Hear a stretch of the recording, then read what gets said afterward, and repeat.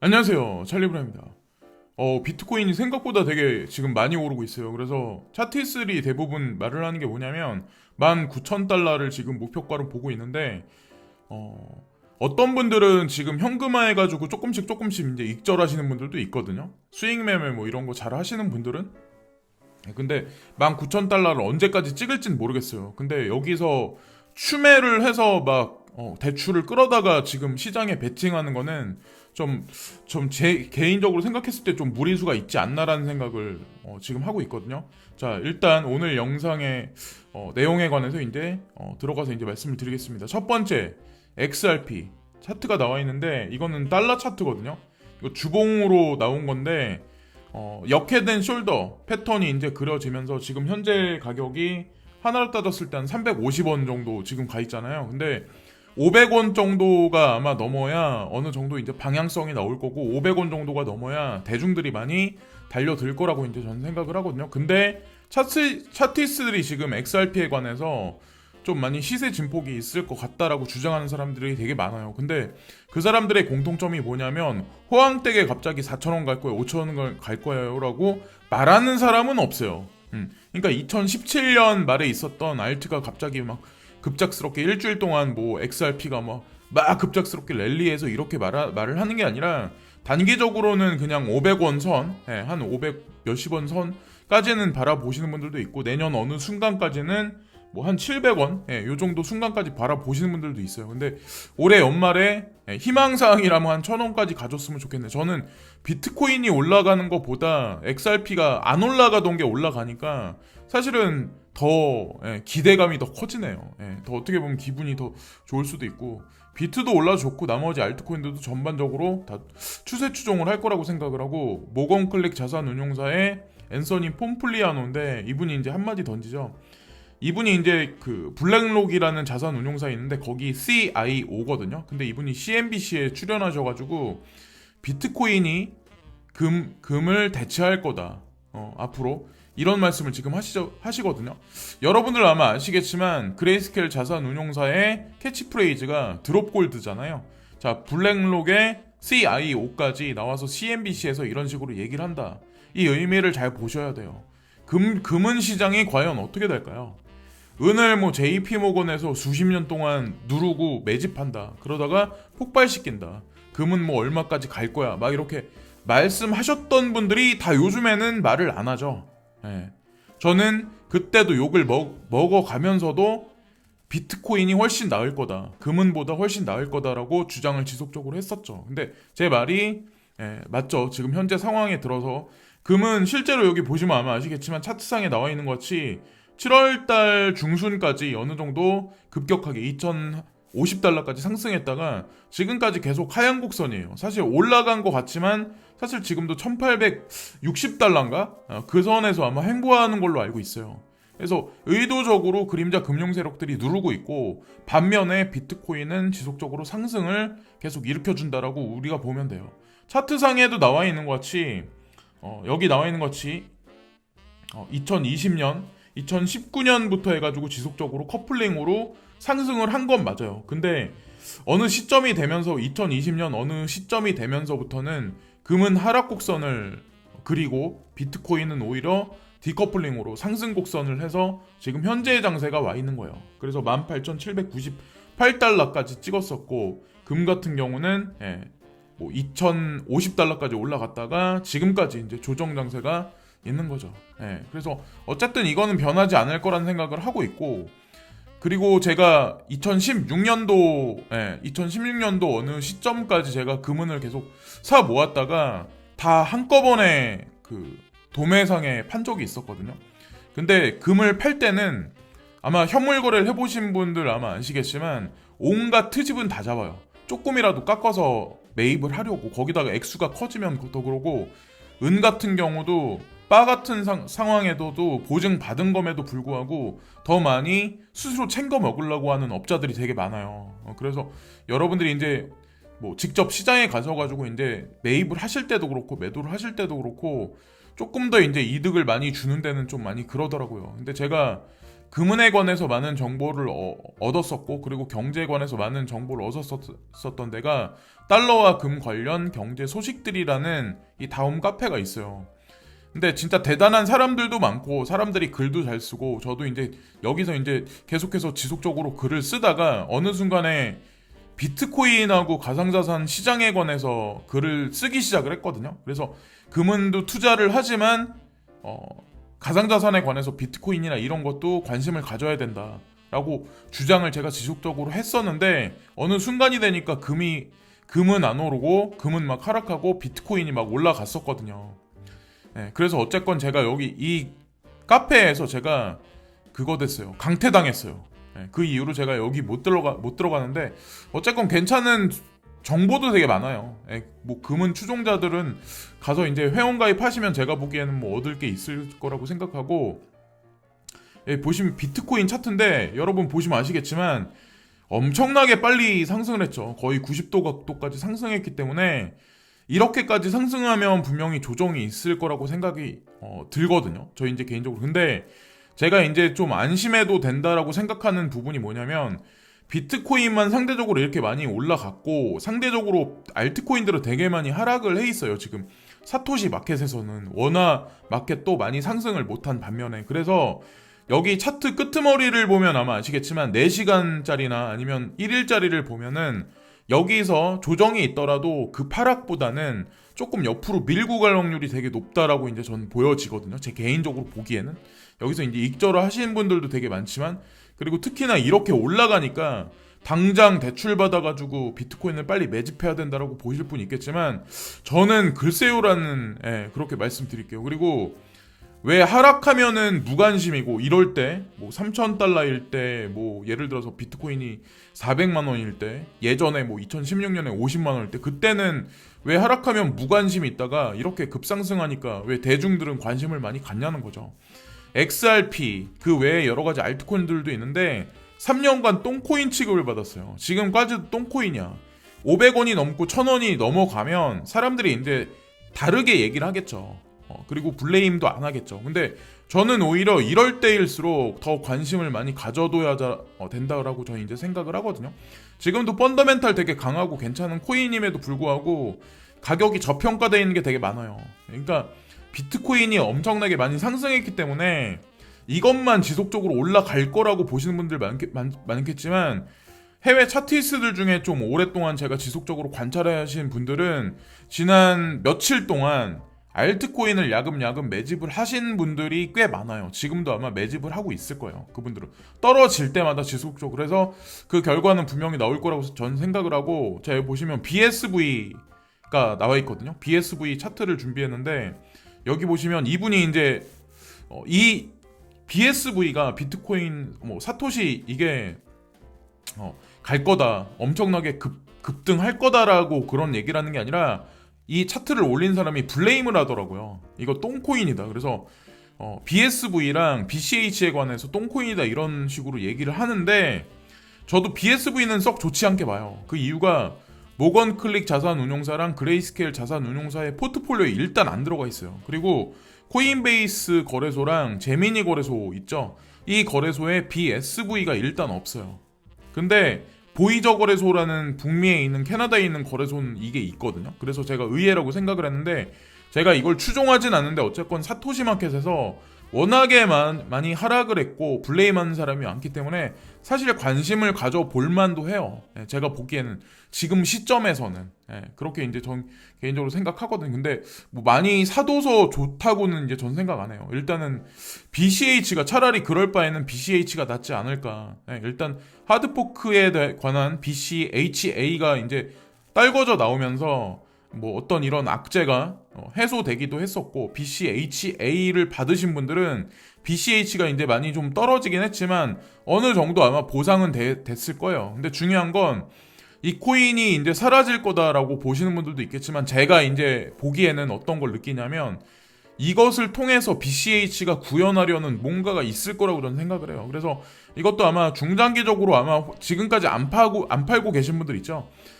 한번 가만히 한번 지켜보세요. 이 코인도 지켜보시고, BCH도 사토시 마켓에서 워낙 하락세가 깊었기 때문에 어느 정도 이제 상승 반전의 곡선이 그려질 가능성이 되게 높다고 이제 저는 생각을 하거든요. 저도 이제 그냥 홀딩하고 있어요. BCH, BCHA도 마찬가지로. 그래서 어떻게 될지 모르겠지만 한번 지켜보시고, 그리고 단기적으로 저는 매매를 잘 안 한다고 제가 말씀을 많이 드렸었잖아요. 물론 비트코인 같은 경우 특히나 그래요. 비트코인 같은 경우는 제가 이제 누누이 계속 지속적으로 이제 2016년부터 지금까지 이렇게 지속적으로 관찰해 본 바로는 단기적 매매를 해서 수익률이 많이 극대화되기보다는 떨어져 좀 그러신 분들이 아마 많을 거예요.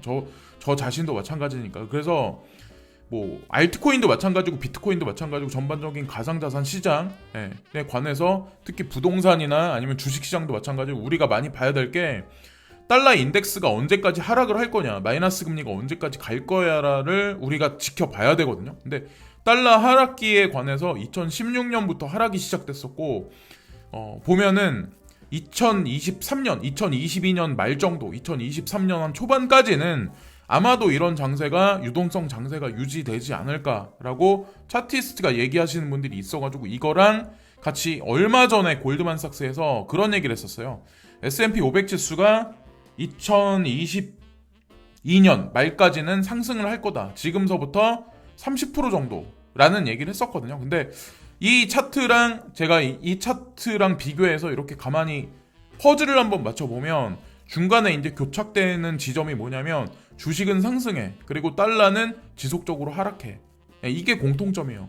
달러는 지속적으로 하락을 하니까 당연히 주식도, 부동산도, 가상자산도 값어치가 상대적으로 올라갈 수밖에 없는 거고. 그래서 단기적인 수익 매매 관점으로 접근하시는 분들은 좀 그렇겠지만 중장기적으로 내가 좀 약간 수익률을 좀 길게 텀을 보고 움직이시겠다고 하시는 분들 같은 경우는 좀 그렇게 보시면 되고, 대부분의 분들이 아마 그렇게 생각을 많이 하실 거예요. 2021년 9월 달부터 아마 세금을 걷기 시작하는 카운팅에 들어갈 거예요. 그래서 제가 보는 시점은 뭐냐면, 드리고 싶은 말씀이 뭐냐면, 나는 지금서부터 이제 상승을 하니까 2021년 어느 순간이 되면 그냥 전체 다 빼버려야지.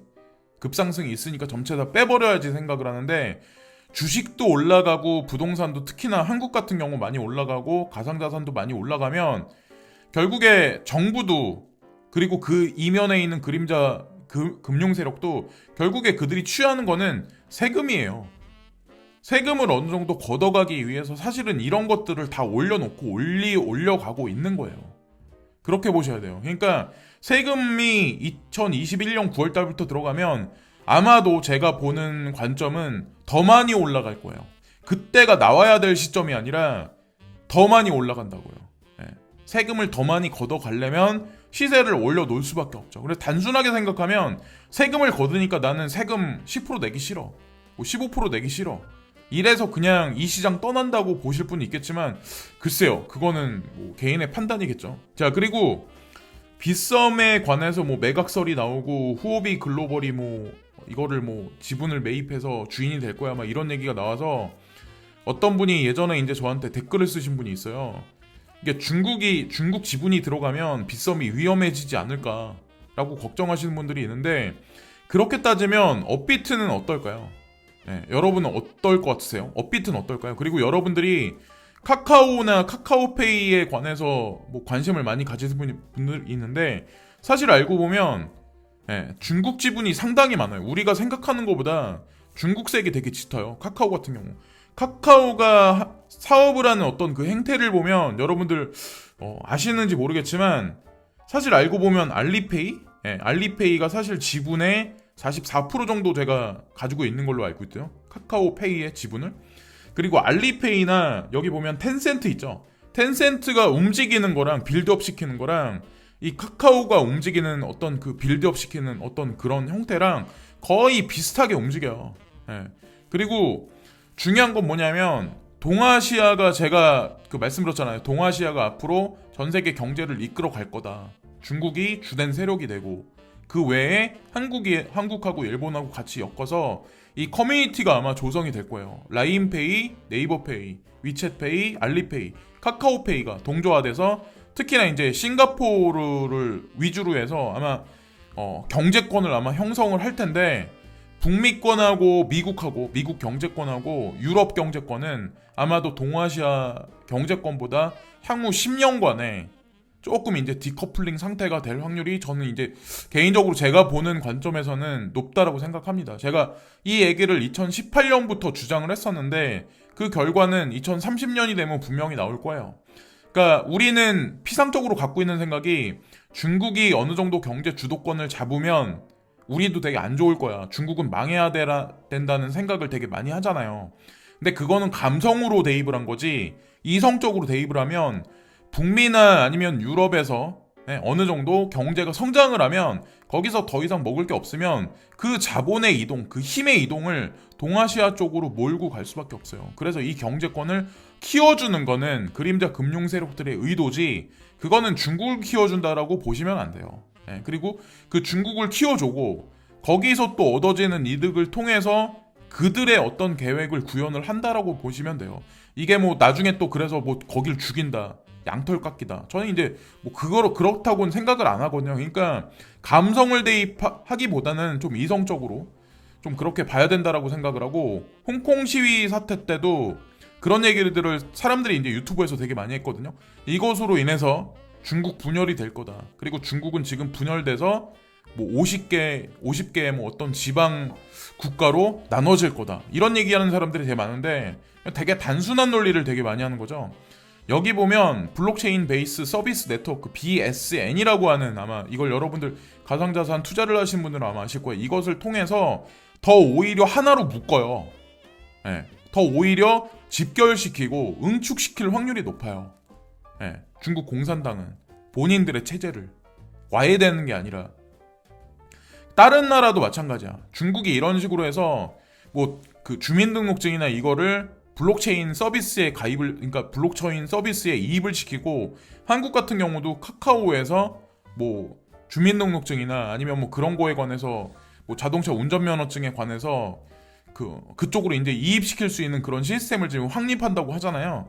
그게 다 그런 일면이라고 보시면 돼요.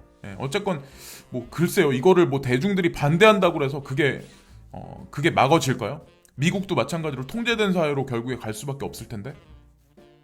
자, 다시 비트코인으로 와서 자, 비트코인 파라볼릭으로 봤을 때 예전에는 급격한 상승이 있었어요. 2016년부터 해가지고 2017년을 거치면서 급격한 상승이 있었어요. 근데 그 상승세가 사실은 이 포물선이 기울기가 사실 완만해지잖아요. 이게 이렇게 될 수밖에 없어요. 그러니까 이때를 생각해가지고 앞으로도 비트코인이 급작스럽게 내년 뭐 시티그룹에서 그런 얘기를 했잖아요.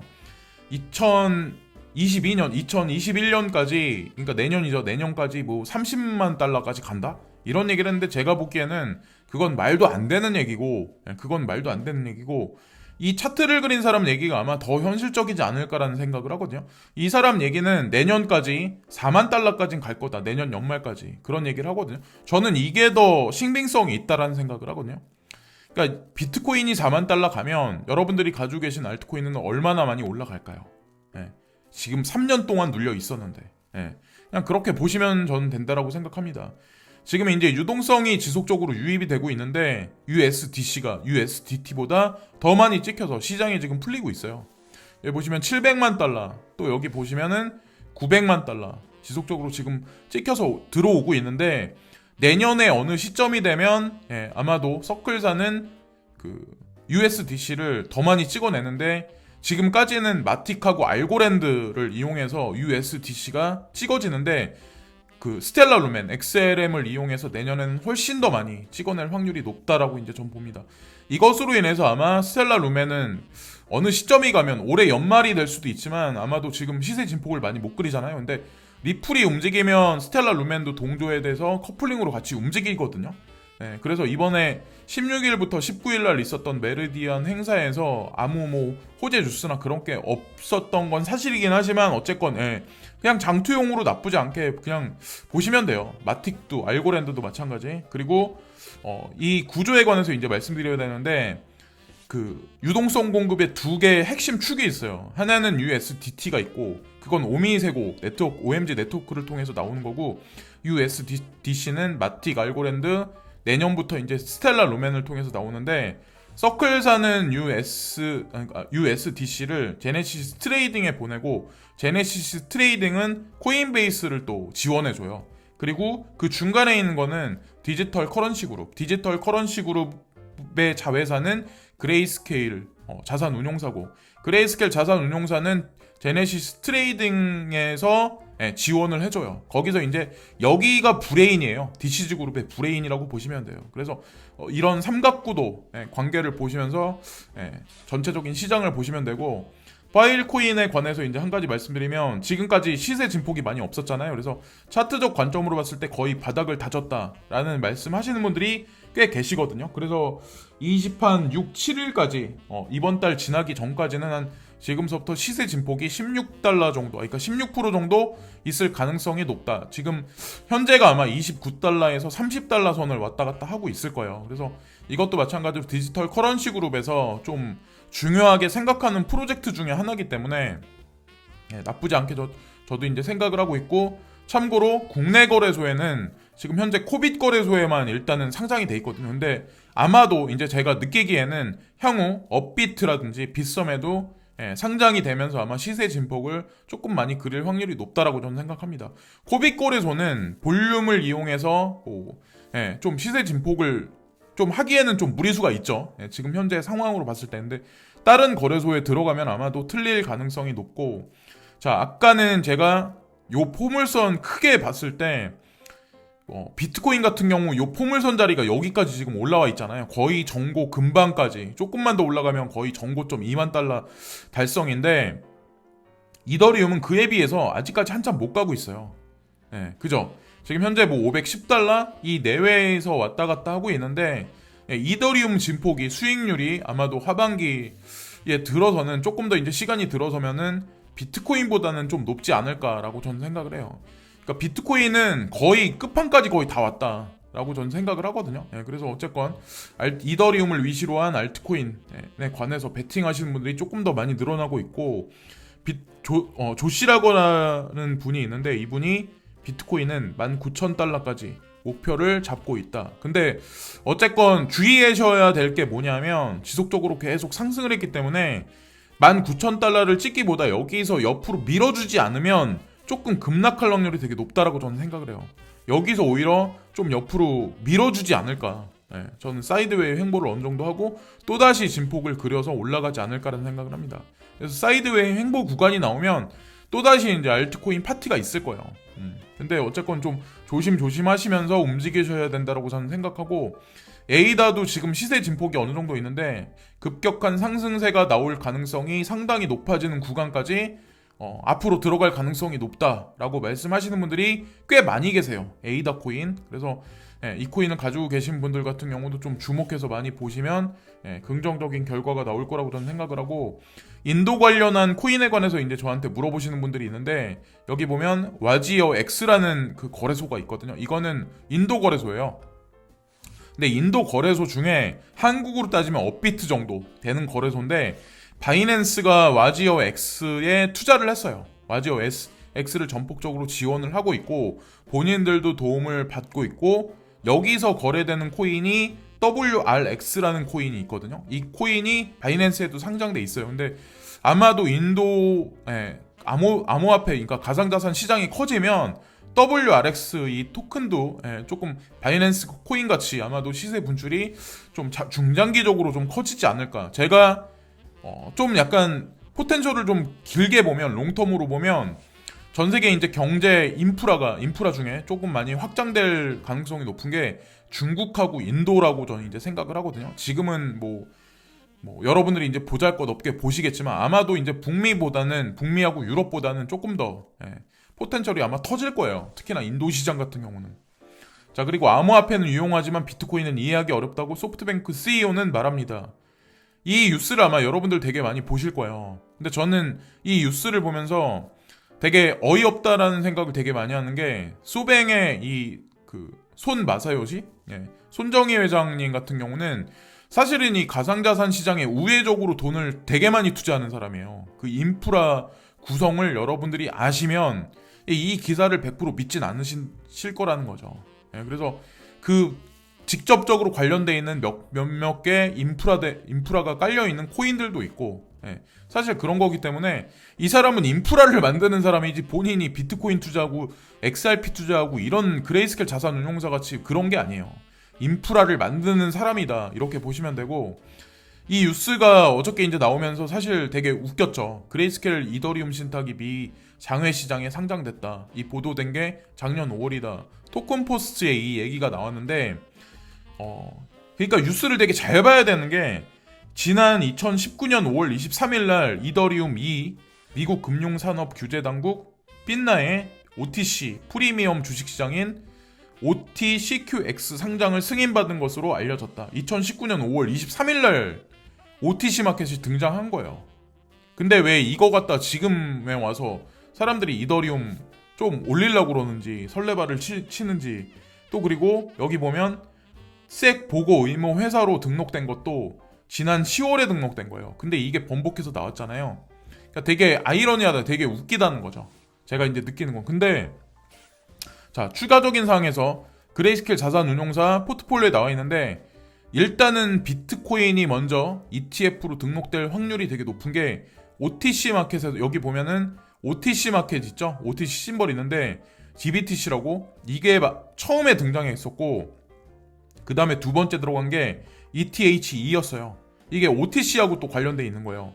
그리고 세 번째는 아직까지 어떤 코인이다 딱 정해지지 않았는데, 일단 비트코인이 ETF가 나고, 그리고 이더리움이 ETF가 날 가능성이 높고, 그 다음에 순서적으로 따졌을 때 XRP가 원래는 시총상으로 되면은 이게 ETF가 먼저 나야 되겠지만, 언제라고는 말씀 못 드리지만 어쨌건 날 거예요. 그래서 비트코인, 그리고 이더리움, 그리고 라이트코인, XRP, 비트코인 캐시, 이 5가지는 ETF가 아마 순서적으로 날 확률이 되게 높다라고 저는 생각을 해요. 그 이유가 왜 그러냐면, OTC 심볼하고도 또 관련돼 있고, 디지털 라지캡 펀드라고 또 하나의 여기 상품이 있죠.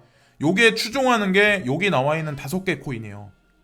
그래서 비트코인을 사지 못한 분들은 비트코인 캐시를 사서 모아라고 저는 이제 말씀을 드렸었고, 일부 방송하시는 분들 중에는 비트코인 캐시가 이번에 하드포크가 되면서 되게 쓰잘데기 없다라고 말씀하셨던 분들이 있잖아요. 근데 그 결과는 끝까지 한번 지켜보세요. 어떤 결과가 나오는지.